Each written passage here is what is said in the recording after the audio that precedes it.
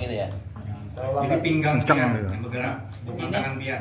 Puluhan pemain dan pengelola gedung bulu tangkis mengikuti terobosan pelatihan tentang gangguan penyakit jantung dan penanganannya guna meminimalisir munculnya korban jiwa akibat serangan jantung saat berolahraga bulu tangkis. Terobosan itu dipicu oleh banyaknya gangguan jantung yang dialami pemain bulu tangkis saat berolahraga di gedung karena minimnya pengetahuan penyakit gangguan jantung serta teknik untuk penanganan dasar di lokasi kejadian sebelum korban mendapatkan pertolongan dari tenaga medis. Untuk itu ditunjukkan teknik dasar penanganan penderita serangan jantung serta teknik resusitasi jantung baru yang harus dilakukan secepatnya di lokasi karena keselamatan jiwa korban ditentukan kecepatan penanganan. Untuk mendapatkan pengetahuan tentang gangguan penyakit jantung, Pemkot PBSI Banjarbaru menghadirkan dokter spesialis jantung Dr. Rifansyah yang menerangkan beberapa gejala gangguan jantung seperti nafas mendadak sesak dan detak jantung lebih cepat serta badan lemas. Menurut Dr. Rifansyah, kasus serangan jantung dan henti jantung pada atlet maupun komunitas olahraga kebanyakan akibat memaksakan diri melampaui batas fisik dan usia, serta tidak mengetahui tanda-tanda gangguan jantung dan gangguan jantung bisa dialami siapa saja dan di mana saja.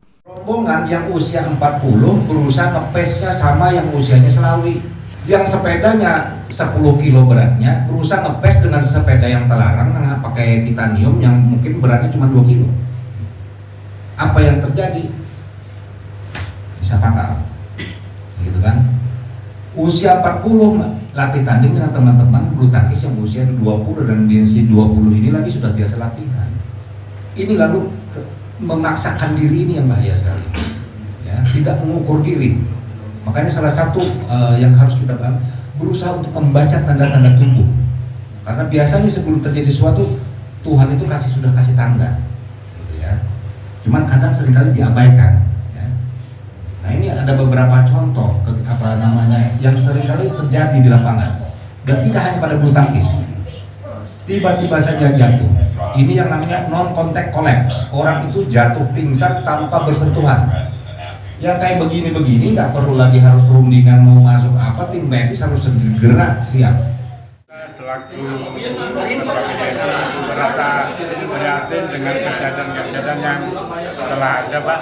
Selama ini kita pernah mengalami kejadian-kejadian yang tidak kita inginkan dan kita tidak tahu seperti apa penanganan pertama satu itu.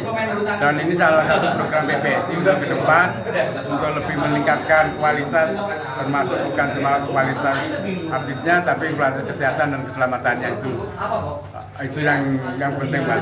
Dan saya harapkan juga dari pihak KONI atau Dispora lebih care akan hal ini, Pak.